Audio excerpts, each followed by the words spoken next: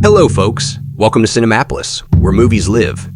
Today we're going to step into the world of Killers of the Flower Moon, an epic Western crime saga where real love crosses paths with unspeakable betrayal. Like the novel on which it's based, Killers of the Flower Moon offers a detailed portrait of the Osage tribe, the infamous murders committed against them in the 1920s, and the life of Mollie Burkhart, who saw most of her family slain. With co-writer Eric Roth, Scorsese crafts an epic of creeping existential horror about the birth of the American century, a macabre tale of quasi-genocidal serial killings, which mimic the larger erasure of Native Americans from the U.S. The perspective of the Osage tribe is central to Killers of the Flower Moon's success. Scorsese worked closely with Osage Nation chief, serving as a consultant, so it gives us a vivid and deeply human sense of what and who was lost. But in the end, this film is about what all Westerns are about, and perhaps all history, the brutal grab for land, resources, and power. Killers of the Flower Moon was expected to begin production in February 2021 in Oklahoma.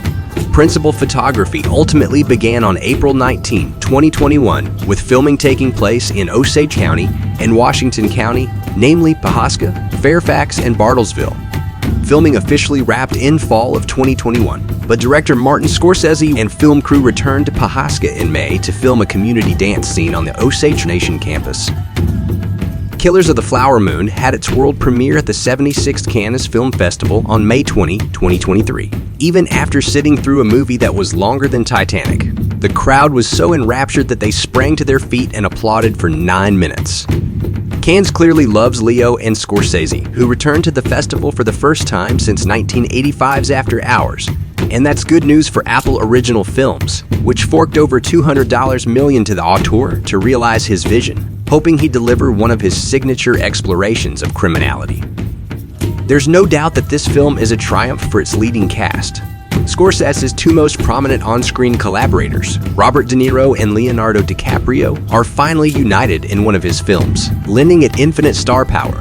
However, the real revelation here is Lily Gladstone as the wealthy Osage tribeswoman Mollie Burkhart, who falls in love with DiCaprio's chauffeur character, but soon begins to see her family and culture slowly die in front of her.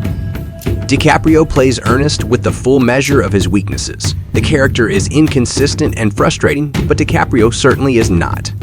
He turns a character who should be despicable into one that is almost sympathetic.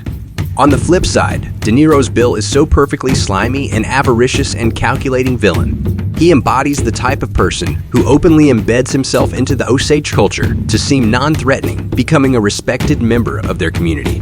De Niro plays him with all the delicious menace that is necessary. But it's Gladstone's performance as Mollie that really takes the cake. An unflinching woman who is strong-willed and enigmatic, Gladstone makes the most of her character, conveying all the agony and strength that is required of a woman who is almost constantly mourning. As Mollie, native actress Lily Gladstone brims with innocent love and ferocious anger, delivering a performance that's sure to launch her into Hollywood's stratosphere. The film clocks in at 206 minutes, and Killers of the Flower Moon earns its runtime. It's long, but it feels necessary when telling a story of this magnitude.